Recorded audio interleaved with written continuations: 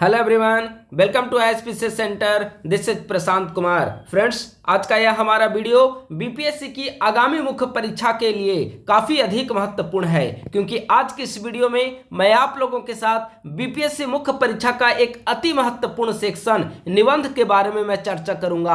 आज का जो हमारा टॉपिक डिस्कशन का महत्वपूर्ण पक्ष होगा वह बीपीएससी एसे से संबंधित आपकी क्या स्ट्रेटजी होनी चाहिए, यानी कि एसे को लेकर क्या रणनीति अपनाई जाए। इसके अलावा कौन कौन से महत्वपूर्ण कंटेंट का अध्ययन किया जाए ताकि एसे लिखने के लिए एक बेसिक जो तत्व होने चाहिए वह डेवलप हो सके, और इसके बाद बीपीएससी में किस प्रकार से निबंध लिखा जाए ताकि बेहतर अंक की प्राप्ति हो सके। इन सभी मुद्दों पर आज की इस वीडियो में चर्चा की जाएगी। आप सभी के लगातार कमेंट और मैसेज आ रहे थे कि बीपीएससी एसे को लेकर एक वीडियो को बनाया जाए, तो आज की इस वीडियो में उन सभी पक्षों पर डिस्कस किया जाएगा जो बीपीएससी मुख्य परीक्षा में एसे टॉपिक के लिए काफी अधिक महत्वपूर्ण होंगे।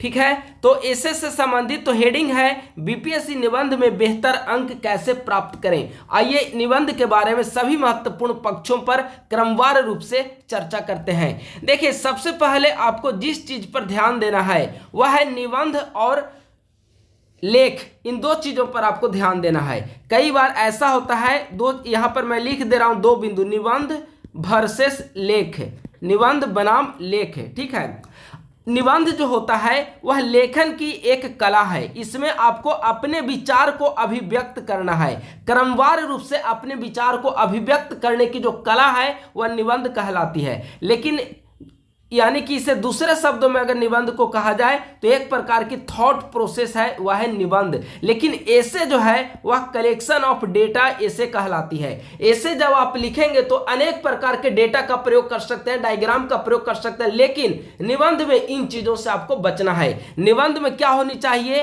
पूरी तरीके से मौलिकता होनी चाहिए, यानी कि आपके अपने विचार जो हैं वह सृजित होकर निबंध में जब आप लिखेंगे तो पन्नों पर उपस्थित होने चाहिए। तो यह है निबंध। ठीक है, संक्षिप्त रूप में सबसे पहले निबंध की जो पूरा इसका सिलेबस है और इसका क्या मेंस के दौरान कैसे प्रश्न पूछे जाएंगे इस पर चर्चा कर दे रहा हूं। तो 300 अंक का एसे है। 3 घंटे में आपको 3 एसे का उत्तर वहां पर 3 एसे वहां पर आपको लिखना होगा, यानी कि 300 अंक, 3 घंटे और 3 एसे। ठीक है, तीनों जो ऐसे होंगे वे 3 सेक्शन में आपसे पूछे जाएंगे। सेक्शन 1 में 4 ऑप्शन रहेगा, 4 में से एक निबंध आपको लिखना होगा, यह 100 अंक का। दूसरा ऐसे उसमें भी 4 में से एक लिखना होगा, और तीसरा ऐसे जो होगा उसमें भी 4 विकल्प होंगे, उनमें से एक विकल्प का उत्तर आपको लिखना होगा। यानी कि टोटल आपके पास अगर विकल्प देखा जाए तो विकल्प आपके पास टोटल 12 हैं। 12 में से कोई 4 ऐसे का निबंध लिखना है तो एक डिफिकल्ट नहीं है। अगर आप रेगुलर प्रैक्टिस करेंगे तो ऐसे लिखना भी डिफिकल्ट नहीं है। जैसे जैसे आपकी प्रैक्टिस डेवलप होगी वैसे वैसे आप फराटदार तरीके से ऐसे लिख पाएंगे। लेकिन स्टार्टिंग में आपको थोड़ी दिक्कत आएगी।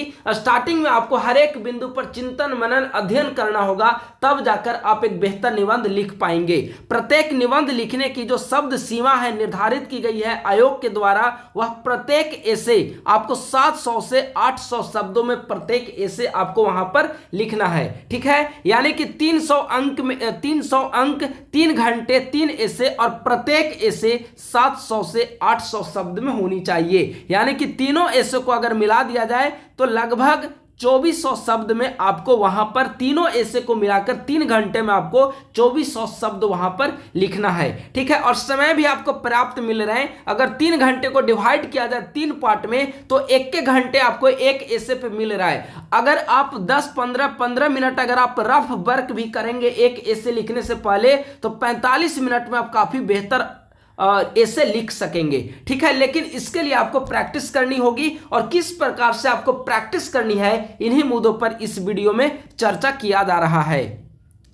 देखिए, सबसे पहली बात यह आती है, आप में से कई ऐसे अभ्यर्थी होंगे जो पहले कभी भी आपने ऐसे नहीं लिखा होगा, तो स्टार्टिंग करने में ही आपको डर लग रहा होगा या आप भयभीत होंगे कि किस प्रकार से इसकी शुरुआत की जाए। निबंध के लिए आखिर हम लोग अभी प्राइमरी लेवल पे क्या करें। कोई मटेरियल मार्केट में अभी बेहतर अवेलेबल नहीं हो पाया है, क्योंकि नया अभी सिलेबस में ऐड किया गया है, तो बेहतर कंटेंट भी अवेलेबल नहीं है मार्केट में। अगर कंटेंट मिल भी रही है तो वह जीएस के रूप में आपको ऐसे मिल जाएगा, जैसे G20 एंड इंडिया, ये तो आप जीएस में भी पढ़ेंगे। अगर इसी को आप ऐसे में भी करके कोई बुक पब्लिश हो रही है तो वह सिर्फ जीएस का एक्सटेंडेड रूप माना जाएगा। बेहतर ऐसे की उस प्रकार की मैगजीन अभी मार्केट में अवेलेबल नहीं हो पाई है, ठीक है। तो आप लोग मौलिकता को बनाए रखिए। प्राइमरी लेवल पे आप ऐसे के लिए क्या करें, इस पर सबसे पहले हम लोग चर्चा करते हैं, क्योंकि ऐसे लिखने के लिए ऐसे आप तब अच्छा लिख पाएंगे जब आप ऐसे लिखना प्रारंभ करें। पहले आप स्टार्ट तो करें सही, लेकिन आप स्टार्ट किस प्रकार से करेंगे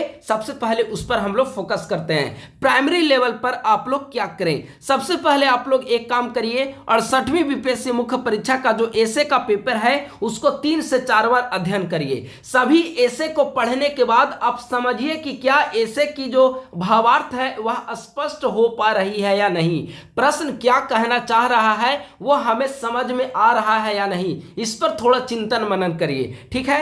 इसके बाद यूपीएससी की वेबसाइट पर जाइए। यूपीएससी की वेबसाइट पर प्रीवियस ईयर क्वेश्चन पत्र वहां पर अवेलेबल है। यूपीएससी वेबसाइट पर जब आप जाएंगे तो वहां पर प्रीवियस ईयर क्वेश्चन पेपर का सेक्शन बना हुआ है और वहां पर विगत 10 वर्षों के प्रश्न पत्र ऐसे का आप लोग डाउनलोड कर लीजिए, ठीक है। यानी कि यूपीएससी के विगत 10 वर्षों का प्रश्न पत्र आपके पास डाउनलोड होनी चाहिए, या फिर अगर आप प्रिंट निकलवा सके तो प्रिंट भी उसे निकालकर अपना स्टडी टेबल पर रख लें। इसके बाद यूपीपीसीएस में भी ऐसे का एक सेक्शन है, उसका भी प्रश्न पत्र देखिए और सभी प्रश्न पत्रों का आप लोग अवलोकन करिए और विश्लेषण करिए।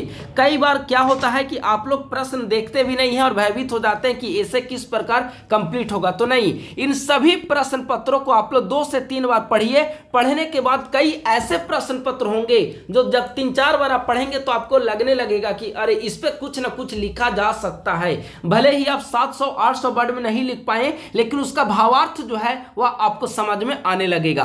तो प्राइमरी लेवल पे सबसे पहले आप ऐसे के लिए ये काम करिए, ठीक है। ऐसे कोई कोचिंग इंस्टीट्यूट में ज्वाइन करने से आप ऐसे लिखना नहीं सीख पाएंगे, इसलिए इन सब कामों से बचें, खुद प्रैक्टिस करें तभी आप बेहतर ऐसे लिख पाएंगे। हाँ, एक गाइडेंस मिलना जरूरी है और उस गाइडेंस के सानिध्य में खुद से आंसर राइटिंग प्रैक्टिस करने की कोशिश करें, खुद से ऐसे राइटिंग की प्रैक्टिस करें, अपनी मौलिकता खुद से डेवलप करें, सृजनात्मक शक्ति को डेवलप करें, तब जाकर एक बेहतर ऐसे आप लिख पाएंगे, ठीक है। तो प्राइमरी लेवल पर ये सभी कार्य आप लोग 1 से 2 दिनों में कर लें। वेबसाइट पे सभी क्वेश्चन पत्र यूपीएससी का यूपीपीसी से सारा अवेलेबल है, आप लोग तुरंत वहां से डाउनलोड करें और डाउनलोड करने के बाद उसका क्रमवार रूप से अध्ययन करें, ठीक है। तो प्राइमरी लेवल पे क्या करना है उसे हमने यहां पर स्पष्ट कर दिया। अब सबसे महत्वपूर्ण जो समस्या है, हर एक अभ्यर्थी के सामने यही समस्या होगा, स्पेशली जो नए अभ्यर्थी हैं उनके सामने सबसे बड़ी समस्या यही आ रही होगी कि आखिर ऐसे के लिए हमारी सोर्स क्या होनी चाहिए, ऐसे के लिए किस प्रकार की स्रोत का प्रयोग किया जाए, यानी कि आप अध्ययन कहां से करें ताकि ऐसे के लिए एक कुछ कंटेंट आपके पास उपलब्ध हो सके। तो देखिए, ऐसे के लिए कोई एक कंटेंट नहीं है जिससे पढ़कर आप ऐसे लिखना सीख जाएंगे और ऐसे बेहतर आप कर पाएंगे। कई सारी चीजों को मिलाकर अगर आप अध्ययन करेंगे तब जाकर एक बेहतर ऐसे लिखना आप सीख पाएंगे। इनमें सबसे पहला और सबसे महत्वपूर्ण है वह एडिटोरियल पेज का अध्ययन करना। हमने विगत कई बार से वीडियो के दौरान या फिर अपने टेलीग्राम ग्रुप @ISPC सेंटर पर आप सभी को सजेस्ट किया है कि विभिन्न समाचार पत्रों के संपादकीय आलेख को आप लोग अवश्य पढ़िए। मैं खुद 3 से 4 एडिटोरियल पेज को आपके टेलीग्राम ग्रुप ISPC सेंटर पर मैं भेज देता हूं ताकि आपको एडिटोरियल पेज के लिए इधर उधर भागना ना पड़े और सारे कंटेंट हमारे टेलीग्राम ग्रुप पर आपको अवेलेबल हो सके, ठीक है। तो आप विभिन्न समाचार पत्रों के एडिटोरियल पेज को पढ़िए। अब एडिटोरियल पेज पढ़ने से क्या फायदा होंगे, आपको लग रहा होगा कि आखिर ये तो जीएस में काम आएगा, तो ऐसे के लिए एडिटोरियल पेज क्यों पढ़ा जाए, आपके सामने यह प्रश्न आ रहा होगा, ठीक है। तो एडिटोरियल पेज पढ़ने से क्या फायदा है उस पर मैं संक्षिप्त चर्चा करता हूं, ठीक है। मान लेते हैं कि भारत में G20 का समिट हो रहा हो, हालांकि समाप्त हो चुकी है। मान लेते हैं कि कोई भारत में बहुत बड़ी घटना, या फिर मान लेते हैं कि भारत में कोई एक आतंकवादी घटना घटित हुई हो, ठीक है।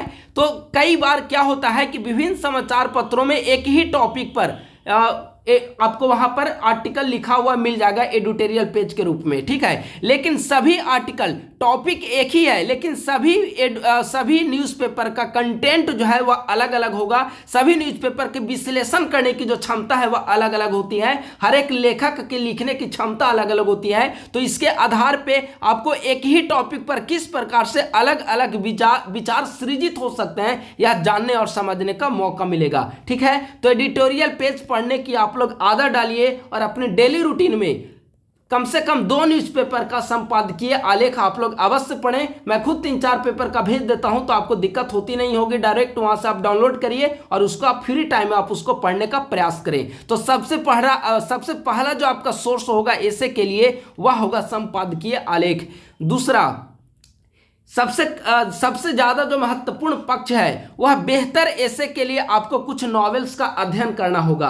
हिंदी साहित्य के कई सारे ऐसे नॉवेल्स हैं जिसे पढ़ने के बाद आप बेहतर ऐसे लिख पाएंगे, बेहतर कोटेशन को ऐड कर पाएंगे, ऐसे में कई सारे महत्वपूर्ण दोहे का प्रयोग कर पाएंगे। तो इसके लिए आपको नॉवेल्स का अध्ययन करना होगा। चाहे आप हिंदी मीडियम से ऐसे लिख रहे हो या फिर इंग्लिश मीडियम से आप ऐसे लिख रहे हो, नॉवेल्स का अध्ययन बहुत महत्वपूर्ण है, क्योंकि नॉवेल्स के अध्ययन के दौरान आपकी सृजनात्मकता वहां पर सृजित होने का मौका मिलता है, अवसर मिलता है, और वही सृजनात्मकता जो है वह ऐसे की डिमांड होती है। तो आप नॉवेल्स का अध्ययन पढ़ने की आदत डालें। मार्केट में जब भी जाएं, कहीं भी फ्री टाइम में आप बैठे हुए हैं, कहीं आप ट्रैवलिंग कर रहे हो या फिर कुछ भी काम कर रहे हो, आपको समय मिले तो आप छोटे छोटे नॉवेल्स का अध्ययन करने का प्रयास जरूर करें। कई सारे नॉवेल्स हैं जिसको आप पढ़ सकते हैं। प्रेमचंद की लिखी हुई है, रामधारी सिंह दिनकर की लिखी हुई है, महादेवी प्रसाद, कई सारे मार्केट में अवेलेबल हैं। उनमें से जब भी आपको टाइम मिले गोदान पढ़ सकते हैं, गबन पढ़ सकते हैं, ठीक है, संस्कृति के 4 अध्याय पढ़ सकते हैं, नमक का दरोगा प्रेमचंद की है, कई सारे हैं उपन्यास जिसे आप पढ़ सकते हैं। लेकिन कुछ ऐसे उपन्यास हैं जो आपके लिए काफी ज्यादा मददगार होगी। उनमें सबसे महत्वपूर्ण है भारतीय संस्कृति की एक बुक आती है आबिद हुसैन की, यह एनबीटी पब्लिकेशन है। एनबीटी का मतलब नेशनल बुक ट्रस्ट, ठीक है। तो यह आबिद हुसैन की बुक है, भारतीय संस्कृति, बहुत महत्वपूर्ण है। अगर आप इसका अध्ययन करेंगे तो फिलॉसफी से संबंधित जो भी ऐसे लिखने के लिए आएगा या फिर कल्चर से संबंधित, वहां पर इसका आप प्रयोग काफी बेहतर तरीके से कर पाएंगे, ठीक है। रामधारी सिंह दिनकर की लिखी हुई पुस्तक है संस्कृति के 4 अध्याय। इसमें बताया गया है कि भारतीय संस्कृति के कौन कौन से 4 स्तंभ रहे हैं, ठीक है। प्राचीन समय से लेकर आर्यों के आगमन से लेकर वर्तमान समय तक भारतीय संस्कृति के कौन से 4 आयाम हैं, उसका इसके बारे में यहाँ पर वर्णन किया गया है। या भी कल्चर से संबंधित अगर ऐसे आता हो, या फिर फिलॉसफी दर्शन से संबंधित ऐसे आता हो, या फिर सभ्यता और संस्कृति से जुड़ी हुई कोई ऐसे आता हो, तो वहां पर आप संस्कृति के 4 अध्याय काफी अधिक आपके लिए महत्वपूर्ण होगा, ठीक है। इसके बाद नेहरू की लिखी हुई है भारत की खोज, उसको आप बेहतर तरीके से अध्ययन कर सकते हैं। और एक काफी महत्वपूर्ण है रुकतापुर, यह बेसिकली यह बिहार रिलेटेड के लिए बहुत महत्वपूर्ण है। मैं खुद इसका अध्ययन कर रहा हूं और काफी महत्वपूर्ण है रुकतापुर। काफी अच्छे से आप देखेंगे कि जब इसको आप मार्केट से परचेज करेंगे रुकतापुर को, ठीक है, तो जो रुकतापुर है जिसमें बिहार की जो एक स्थिति है, दयनीय स्थिति, उत्तर और दक्षिण बिहार के बीच का जो गैप है, किस प्रकार से उत्तरी बिहार का जो क्षेत्र है वह बाढ़ से प्रभावित है, बिहार में आधारभूत संरचनाओं की कमी है, इन सभी चीजों का इसमें काफी बेहतर तरीके से वर्णित किया है। और रुकतापुर जो है स्पेशली बिहार स्पेशल टॉपिक के लिए काफी ज्यादा महत्वपूर्ण है। यहां से कई सारे आपको बेहतर अंडरस्टैंडिंग डेवलप हो पाएगी बिहार की सोशल पर्सपेक्टिव के संबंध में, इकोनॉमिक पर्सपेक्टिव, हर एक पर्सपेक्टिव के संबंध में, ठीक है। तो आप इन सभी का अध्ययन करें। इसके अलावा अगर आपके पास समय अवेलेबल हो तो आप गोदान को पढ़ सकते हैं, गबन को पढ़ सकते हैं, नमक का दरोगा को पढ़ सकते हैं। इन सब को पढ़ने से क्या होगा, तुलसीदास के दोहे को आप पढ़िए, कबीर के दोहे को आप पढ़िए। इन सब को पढ़ने से यह होगा कि अगर कुछ दोहे को आप याद कर लीजिए, महत्वपूर्ण दोहों के, और उससे संबंधित कोई टॉपिक अगर ऐसे लिखने के लिए आता है तो कबीर और तुलसीदास के उन दोहों का प्रयोग आप विभिन्न ऐसे लिखने के दौरान आप कर पाएंगे। इससे आपकी सृजनात्मकता शक्ति जो है वह परिलक्षित होगी ऐसे कॉपी में, ठीक है। तो इससे मार्क्स भी बेहतर मिलेंगे। और ऐसे का क्या मतलब होता है, ऐसे का मतलब होता है कि आप इस प्रकार से लिखें कि जो कॉपी आपकी चेक कर रहे हो उनमें एक जिज्ञासा उत्पन्न हो और वो पढ़ने पर विवश हो जाए। और जब तक वो अंत तक आपकी ऐसे को नहीं पढ़ेंगे तब तक बेहतर मार्किंग नहीं कर पाएंगे। और अंत तक आपकी ऐसे तभी पढ़ पाएंगे जब आपके ऐसे में कुछ नवीनता होनी चाहिए, कुछ ऐसा लिखा होना चाहिए जिससे पढ़ने की जिज्ञासा उत्पन्न हो। तो इसके लिए आपको ये सभी वर्क करने होंगे, इन सभी नॉवेल्स का आपको अध्ययन करना होगा। इसके बाद ये सभी नॉवेल्स आप लोग परचेज बारी बारी से करिए। ऐसा नहीं है कि हमने यहाँ पर बता दिया तो आप आज ही मार्केट जाइए और इन सभी नॉवेल्स को खरीदकर आप घर पे लेकर चले आइए, नहीं, आप बारी बारी से खरीदिए। रुकतापुरा बिहार के लिए पढ़ सकते हैं, बहुत महत्वपूर्ण है।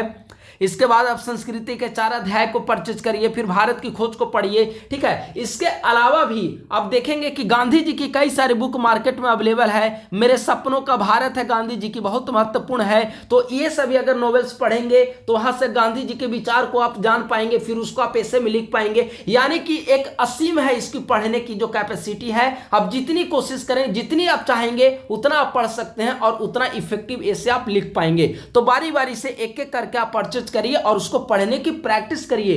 पढ़ने के बाद उस पर सोचिए कि इस पैराग्राफ का प्रयोग या इस स्टोरी का प्रयोग हम किस प्रकार के ऐसे में कर पाएंगे, ठीक है। तब जाकर ऐसे का सेक्शन जो है वो आपका कंप्लीट होगा। कुछ और महत्वपूर्ण जो ऐसे होंगे उसे मैं बारी बारी से डिस्कस कर दूंगा। अभी हमारे पास भी थोड़ी समय की कमी होती है तो मैं रेगुलर वीडियो अभी नहीं आ पा रहा है, लेकिन कोशिश करूंगा एग्जामिनेशन 17वीं से पूर्व की बहुत सारे कंटेंट आपके साथ मैं साझा कर सकूं। इसके बाद मार्केट में एक नई बुक अवेलेबल हुई है, वह दृष्टि पब्लिकेशन की बुक है, बीपीएससी ऐसे के नाम से। देखिए आप लोग ध्यान देंगे, दृष्टि पब्लिकेशन की ऐसे से संबंधित 2 बुक अवेलेबल है अभी मार्केट में।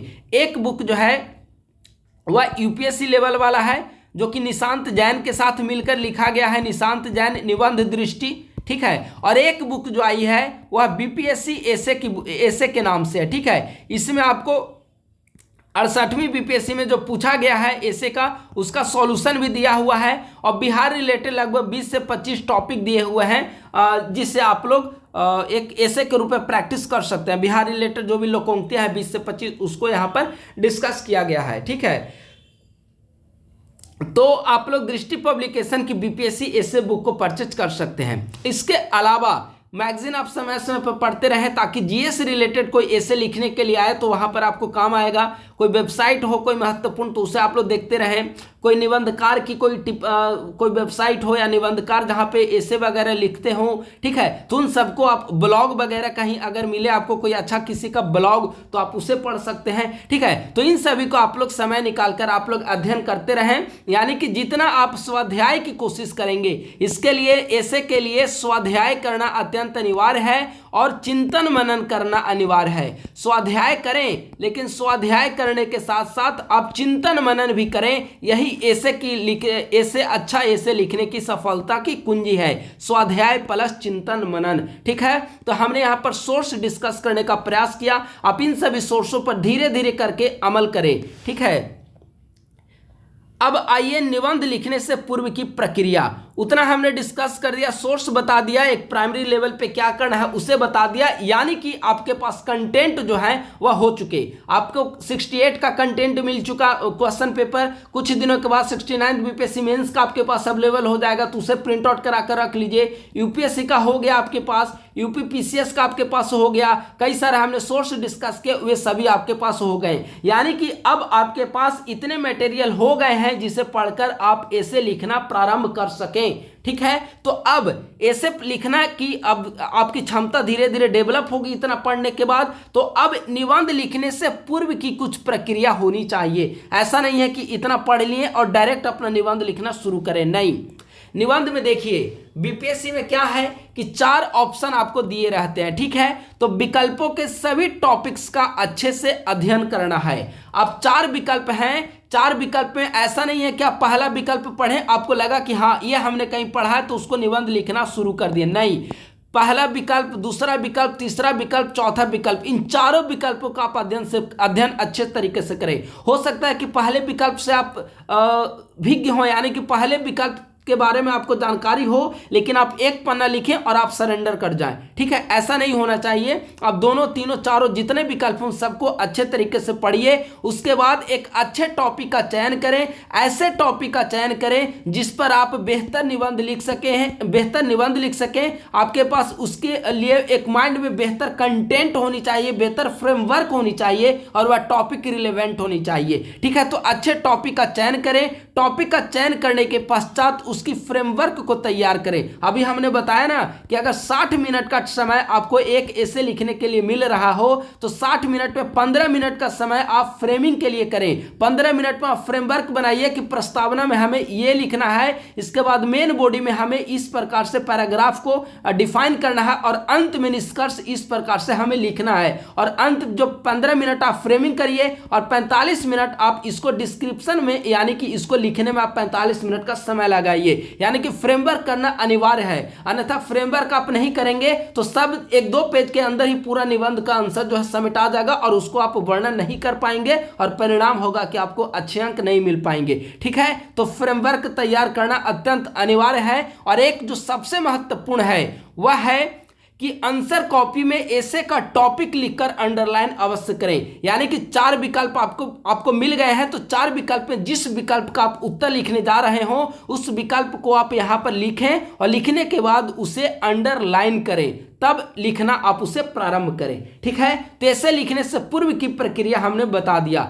अब आइए जो सबसे महत्वपूर्ण है, हमने सोर्स को डिस्कस कर दिया, लेकिन जो सबसे महत्वपूर्ण है वह है अच्छा निबंध कैसे लिखें, आप किस प्रकार से निबंध लिखना शुरू करें। देखिए, निबंध लिखने की जो प्रक्रिया है वह जिस प्रकार से आप जीएस में आंसर लिखते हैं उसी प्रकार से इसका भी 3 सेक्शन होता है, intro section, main body section और कंक्लूजन सेक्शन। इन तीनों सेक्शन में आपको ऐसे डिवाइड करके लिखना है और सबसे जो महत्वपूर्ण होगा वह इंट्रो सेक्शन होगा। कोई भी एग्जामिनर होगा वह आपकी ऐसे का इंट्रो यानी कि प्रस्तावना अवश्य पढ़ेगा और प्रस्तावना आप इस प्रकार से लिखने का प्रयास करें ताकि आपके बाद वाला जो लिखा हुआ है मेन बॉडी और कंक्लूजन उसे पढ़ने के लिए एग्जामिनर विवश हो सके। आप इस प्रकार से एग्जामिनर में जिज्ञासा उत्पन्न कर दें। कोई स्टोरी से आप इसकी शुरुआत कर सकते हैं, प्रमुख लोकोक्तियों से कर सकते हैं, दोहा से कर सकते हैं, यह आप पर डिपेंड करता है कि आप किस प्रकार से उसकी सुंदरता और आकर्षण को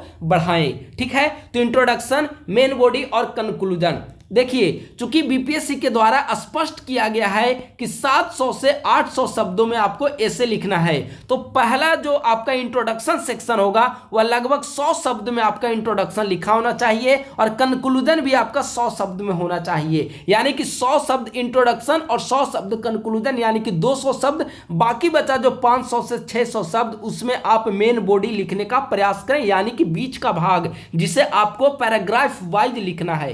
ठीक है, तो सबसे most important section of the essay आपका इंट्रोडक्शन होगा। इंट्रोडक्शन के बाद आप एक इंट्रोडक्शन लिखें, एक पैराग्राफ में लगभग 8 से 10 वाक्य आप लिखने का प्रयास करें इंट्रोडक्शन के दौरान। इसके बाद मेन बॉडी का जो होगा वह पैराग्राफ वाइज होगा, छोटी छोटी पैराग्राफ, एक पेज में आप 3 से 4 पैराग्राफ को लिखें और छोटा छोटा पैराग्राफ बनाकर चेंज करते जाएं और उसको विस्तार करते जाएं। ठीक है, मान लेते हैं कि महिला सशक्तिकरण आपको लिखने के लिए आया, महिला सशक्तिकरण पर ऐसे लिखने के लिए मान लेते हैं कि पूछा गया है। ठीक है, तो महिला सशक्तिकरण पे जब आपका ऐसे पूछा गया तो आप इंट्रोडक्शन लिख लें। इंट्रोडक्शन के बाद जब मेन बॉडी आएगा तो पैराग्राफ चेंज करके महिला सशक्तिकरण का आर्थिक प्रभाव किस प्रकार से है एक पैराग्राफ में लिखिए, अगला पैराग्राफ सामाजिक उसको एक पैराग्राफ में लिखिए, फिर राजनीतिक उसको एक पैराग्राफ में लिखिए। तो इस प्रकार से पैराग्राफ वाइज आप लिखेंगे, वह मेन बॉडी सेक्शन होगा और अंत में आप कंक्लूड करेंगे उसे, वह भी लगभग 100 शब्द में होनी चाहिए जिसे कंक्लूजन कहा जाएगा। तो इस प्रकार से ऐसे का 3 महत्वपूर्ण सेक्शन होगा। मैं 1-2 ऐसे आगामी वीडियो के माध्यम से आपके सामने यहाँ पर डिस्कस करूंगा कि किस प्रकार से इंट्रो लिखा हुआ है, मेन बॉडी और कंक्लूजन सेक्शन में डिवाइड किया हुआ है। तो मैं धीरे धीरे सारे सेक्शन को मैं डिस्कस करने का आपके साथ प्रयास करूंगा। तो ये हो गया। अब आइए इंट्रो सेक्शन शुरुआत आप कैसे करेंगे। 3 सेक्शन हमने बता दिया कि ऐसे का 3 सेक्शन होता है, intro section, main body section और कंक्लूजन सेक्शन। लेकिन आप इंट्रो सेक्शन की शुरुआत कैसे करेंगे। ठीक है, तो इंट्रो सेक्शन में निबंध का आरंभ आप इस प्रकार से कर सकते हैं।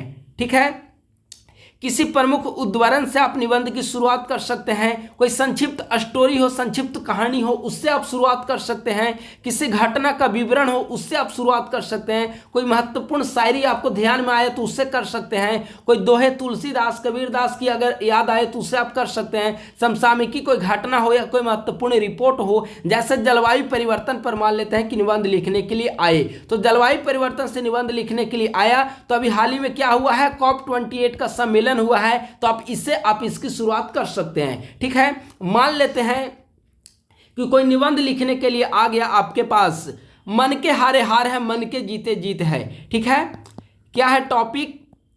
मन के हारे हार है, मन के जीते जीत। मान लेते हैं कि यही टॉपिक है। ठीक है, आपको इसे ऐसे लिखना है, तो आप क्या इसे दशरथ मांझी से आप इसकी शुरुआत कर सकते हैं, जब तक तोड़ेंगे नहीं तब तक छोड़ेंगे नहीं। यह दशरथ मांझी का कोटेशन था। दशरथ मांझी से उम्मीद है कि आप लोग अवगत होंगे। तो इनका क्या कोटेशन था? जब तक तोड़ेंगे नहीं तब तक छोड़ेंगे नहीं। ठीक है, ऐसे ऐसे कोटेशन को आप लोग एक जगह संग्रह कर लें, तब तक छोड़ेंगे नहीं। ठीक है, ऐसे कोटेशन को संग्रह कर लें आप लोग, ताकि वहां पर आंसर में आप लिख सके और इससे आप शुरुआत कर सके। ठीक है, कोई मान लेते हैं कि कोई संक्षिप्त स्टोरी है। ठीक है, आप लोग बचपन में सुने होंगे खरगोश और कछुआ की स्टोरी। कोई अगर वैसा ऐसे लिखने के लिए आए तो जो कछुआ और खरगोश वाली जो स्टोरी थी उसे आप लोग वहां पर लिख सकते हैं। तो ऐसे चीज़ों को आपको संस्मरण हमेशा माइंड में रखना होगा, और ताकि आप उसे ऐसे में लिख सकें। कोई महत्वपूर्ण फेमस पर्सनालिटी है, जैसे हमने यहाँ पर बताया मन के हारे हार है, मन के जीते जीत। आप यहाँ पर लाल बहादुर शास्त्री का भी चर्चा कर सकते हैं। लाल बहादुर शास्त्री का बचपन किस प्रकार से गरीबी में बीता। ठीक है, वो कई किलोमीटर दूर गंगा नदी को पार करके अध्ययन करने के लिए जाते थे, लेकिन इसके बावजूद उन्होंने हिम्मत नहीं हारी और अंत में वे क्या बने? भारत के प्रधानमंत्री के रूप में सबके सामने आए। ठीक ही कहा गया है, मन के हारे हार है, मन के जीते जीत। अगर किसी व्यक्ति के अंतर्गत दृढ़ संकल्प हो तो कोई भी अपने लक्ष्य की प्राप्ति से उसे रोक नहीं सकता। तो ऐसे अगर आप शुरुआत कर सकते हैं महत्वपूर्ण उदाहरण के जरिए। शास्त्री जी का उदाहरण हो गया, धीरू भाई अंबानी का भी उदाहरण आप दे सकते हैं। ठीक है, मुकेश अंबानी, धीरू भाई अंबानी का भी आप एग्जाम्पल दे सकते हैं। इसके अलावा कई सारे कोई फेमस, अगर IAS IPS आपके कोई फेमस हो जो एक गरीबी के दौर से निकलकर वहां तक पहुंचे हो, तो उसको आप एग्जाम्पल के रूप में आप दे सकते हैं। ठीक है, कोई भी फेमस पर्सनालिटी हो या फिर एक्टर वगैरह हो। ठीक है, मनोज त्रिपाठी वगैरह एक्टर कोई कहीं यूज अगर करना है तो उनका भी एग्जाम्पल के रूप में कर सकते हैं। यानी कि कुछ भी आप संक्षिप्त कहानी हो, उद्धरण हो, कोई फेमस पर्सनालिटी हो, उससे आप निबंध की प्रस्तावना की शुरुआत करें। यह डिपेंड करेगा कि टॉपिक किस प्रकार का है, इस पर आपकी डिपेंड करेगी। ठीक है, तो यहां पर प्रस्तावना के बारे में, इंट्रोडक्शन, शुरुआत के बारे में हमने डिस्कस किया। एक दो टॉपिक के बारे में मैं जब डिस्कस करूंगा तब जाकर धीरे धीरे आपकी जो समझ है वह डेवलप हो पाएगी। एक दो टॉपिक इसी प्रकार का प्रस्तावना वगैरह लिखकर मैं आपके साथ डिस्कस करूंगा कुछ दिनों के बाद। ठीक है, तो यह हो गया इंट्रो सेक्शन। अब आइए middle part, main body part, जिसे सबसे अधिक आपको विस्तार देना है। ठीक है, मिडिल पार्ट जो है, देखिए मिडिल पार्ट के लिए तो सबसे पहले आपको रफ वर्क ही करना होगा। यानी कि किस प्रकार से, चूंकि 500 से 600 शब्द में आपको आंसर लिखना है, और अगर आप इसका पॉइंट पहले तैयार नहीं कर पाएंगे तो आप आंसर किस प्रकार से लिखेंगे? सारा एक ही में खिचड़ी बन जाएगा। तो इसीलिए इसे आपको अलग अलग लिखना पड़ेगा। इसके लिए कई प्रकार के अप्रोच यूज कर सकते हैं, जिनमें एक है pastel approach, P for political dimension. किसी प्रकार का मान लेते हैं कि आतंकवाद है तो उसका political dimension, economic dimension, social dimension क्या है, टेक्निकल डायमेंशन क्या है ना, इकोलॉजिकल अप्रोच क्या है, लीगल क्या है। तो ऐसे आप उसको डिवाइड कर सकते हैं। अभी हमने महिला सशक्तिकरण का बताया था, आतंकवाद का हो गया, भ्रष्टाचार का हो गया, आर्थिक प्रभाव क्या पड़ रहा है, सामाजिक क्या प्रभाव पड़ रहा है भ्रष्टाचार का। तो कई सारे एग्जाम्पल में आप इसका प्रयोग कर सकते हैं। टॉपिक के अकॉर्डिंग आपको इसका प्रयोग करना है। ऐसा नहीं कि टॉपिक कुछ और है अब जबरदस्ती इसका प्रयोग करने लगे, नहीं। यह टॉपिक पर डिपेंड करेगा कि इसको यूज करना है या नहीं करना है। धीरे धीरे आप लिखने की प्रैक्टिस करेंगे तो ये सभी जो कैपेसिटी है आपके अंदर डेवलप हो जाएगी। अगला है कंक्लूजन सेक्शन। कंक्लूजन यानी कि निष्कर्ष। निष्कर्ष भी हमेशा सकारात्मक होनी चाहिए और भविष्योन्मुखी अवधारणा, यानी कि इसमें सुधार किया जा सकता है। जैसे मान लेते हैं कि करप्शन, भ्रष्टाचार पे टॉपिक आया, ठीक है, तो आपको हमेशा निष्कर्ष में बताना है कि इन कार्यों के जरिए भ्रष्टाचार पर अंकुश पाया जा सकता है। ये आपको नहीं लिखना है कि दहेज प्रथा को कभी खत्म ही नहीं किया जा सकता, भ्रष्टाचार को कभी समाप्ति ही नहीं किया जा सकता और सरकार जो भी कार्य कर रही है वो बेकार है। ऐसा आपको नहीं लिखना है। हमेशा सकारात्मक और हमेशा पॉजिटिव आपको इंड करना है, ठीक है। अंत भला तो सब भला, यानी कि पॉजिटिव आपको यूज करना है। और भविष्योन्मुखी अवधारणा आप लिखिए वहां पर कि जन जागरूकता के माध्यम से, सरकार के विभिन्न प्रयासों के माध्यम से, कल्याणकारी योजनाओं के माध्यम से इन सभी कार्यों पर निदान पाया जा सकता है, निजात पाया जा सकता है। यानी कि भविष्योन्मुखी आपने एक रूपरेखा सामने एग्जामिनर के समक्ष आपने पेश कर दी। तो यह हो गया कंक्लूजन सेक्शन। अब आइए कुछ महत्वपूर्ण चीजें जिस पर आपको ध्यान देना है निबंध लिखने के दौरान। हमने बताया कि निबंध में जो सबसे महत्वपूर्ण चीज जिस पर ध्यान देना है वह है मौलिकता पर। मौलिकता का मतलब होता है आपकी अपनी खुद की क्षमता, खुद की आपकी मौलिकता क्या है। कोई पैराग्राफ आपको कट पेस्ट नहीं करना है। ऐसा नहीं कि इस बुक में कोई महत्वपूर्ण ऐसे पर अच्छा आर्टिकल लिखा हुआ मिल गया या फिर अच्छा वहां पर कोई स्टोरी मिल गया, आप एज इट इज वहां पे रट गए और उसको वहां पे लिख ले। नहीं, आपकी अपनी मौलिकता होनी चाहिए, आप उसे अपनी भाषा में, आपकी अपनी भाषा होनी चाहिए, यानी कि मौलिकता आपकी खुद की सृजनात्मकता होनी चाहिए, ठीक है। अगला, क्रमबद्धता होनी चाहिए, यानी कि पहले पैराग्राफ यानी कि विभिन्न पैराग्राफ के बीच, फर्स्ट पैराग्राफ और सेकंड पैराग्राफ के बीच एक तारतम्यता होनी चाहिए, दोनों के बीच मेल मिलाप होना चाहिए, गैप स्पष्ट नहीं होना चाहिए, ठीक है। प्रभाव, अच्छा प्रभाव आप वहां पर डालें, सकारात्मक पॉजिटिव लिखें। कुछ चीजें अगर जिस प्रकार से प्रश्न पूछा जाए उसका आपको सभी पक्षों पर वहां पर लिखना पड़ेगा। संतुलित होनी चाहिए, शुद्धता पर ध्यान दें। हाँ, निबंध में आपको देखिए, जब आप जीएस का आंसर लिखेंगे तो आपकी शुद्धता पर ज्यादा ध्यान नहीं दिया जाएगा, आपकी हैंड राइटिंग कैसी है इस पर ज्यादा फोकस नहीं किया जाएगा। लेकिन जब आप ऐसे लिखेंगे तो ग्रामेटिकली एरर पर भी आपका ध्यान जाएगा, एग्जामिनर का ध्यान जाएगा। यानी कि व्याकरण के दृष्टिकोण से आपकी शुद्धता होनी चाहिए, भाषा पर आपकी पकड़ होनी चाहिए, भाषा में क्रमबद्धता होनी चाहिए, तारतम्यता होनी चाहिए और पूरी तरीके से ऐसे निबंध जो हो व्यवहारिक होनी चाहिए, ठीक है। संदेश उन्मुखी यानी कि पॉजिटिव वे में लिखा जाना चाहिए, जो एक समाज को संदेश दे, राष्ट्र को संदेश दे, ठीक है। इस प्रकार से ऐसा ना हो कि एग्जामिनर आपके इसे पढ़ने के बाद वह दुखी हो सके, या ऐसा नहीं लिखना चाहिए जिसका बैड इंपैक्ट पड़े, ठीक है। तो इन सभी चीजों पर आपको ध्यान देना है। इसके बाद जो चीज आपको साथ साथ कवर करनी है वह यह है कि कुछ उदाहरण को हमेशा आप याद रखें। जैसा हमने बताया, कबीर के दोहे होने चाहिए, तुलसीदास के दोहे होने चाहिए, कुछ महत्वपूर्ण संस्कृत के अगर श्लोक हो तो उसे भी याद कर लें। यत्र नार्यस्तु पूज्यन्ते रमन्ते तत्र देवता, ऐसे जो श्लोक हो वहां पर अगर महिला सशक्तिकरण पर आए तो वहां पर आप इसका यूज कर सकते हैं। तो कुछ महत्वपूर्ण संस्कृत के भी श्लोक हो तो उसे आप वहां पर यूज कर सकते हैं। उद्यमेनैव सिद्ध्यन्ति कार्याणि मनोरथ है, यह मेहनत से संबंधित, परिश्रम से संबंधित कोई ऐसे आए तो वहां पर यूज कर सकते हैं। तो कुछ महत्वपूर्ण संस्कृत का श्लोक हो उसे आप हमेशा याद रखें। कबीर के दोहे हो, तुलसीदास के दोहे हो, कोई महत्वपूर्ण उदाहरण हो उसको आप हमेशा याद रखें। यह आपकी ड्यूटी है कि इसकी लिस्ट आप लोग तैयार करें, ठीक है। और सबसे महत्वपूर्ण जो सेक्शन थर्ड जो होता है, सबसे महत्वपूर्ण बिहार रिलेटेड, इसके लिए बिहार में प्रचलित 50 से 60 लोकोक्तियों की लिस्ट आपको तैयार करना होगा। आप ग्रामीण क्षेत्र में रह रहे हो या बिहार से बिलोंग करते हैं तो आपको इतनी आपके पास कंटेंट मिल जाएंगे कि आप बिहार में बोले जाने वाली विभिन्न भाषाओं की लोकोक्तियों को संग्रह कर सके। मैं खुद 30, 40, 50 लोकोक्तियों को आपके साथ डिस्कस कर दूंगा। एक लिस्ट आपको मैं प्रोवाइड करा दूंगा यूट्यूब पर आगामी कुछ ही दिनों के अंतर्गत, जिसमें बिहार में बोली जाने वाली 50-60 लोकोक्तियां हो और उस पर आप उसका भावार्थ भी मैं डिस्कस कर दूंगा, ताकि उस पर आप ऐसे लेकर प्रैक्टिस कर सकें और एग्जामिनेशन में काफी अधिक हेल्पफुल होगा आपके लिए। स्पेशली बिहार रिलेटेड जो लोकोक्तियां हैं इस पर आप लोग खुद वर्क करिए। मार्केट में कोई कंटेंट इस पे आपको अवेलेबल नहीं हो पाएगा कभी भी, और अगर अवेलेबल होगा भी तो उसमें उतनी अच्छी वैरायटी नहीं होगी कि आपको अच्छे मार्क्स दिला पाए। तो अगर आप ऐसे में अच्छे मार्क्स पाना चाहते हैं, क्योंकि अब जीएस के आधार पर सिलेक्शन नहीं होगा, जीएस लगभग हर किसी का एवरेज मार्किंग रहेगी। आपकी सिलेक्शन का मेन की है, सिलेक्शन का जो मेन चाबी है वह ऐसे सेक्शन है। ऐसे में जितना बेहतर आप अंक लिख पाएंगे, ला पाएंगे,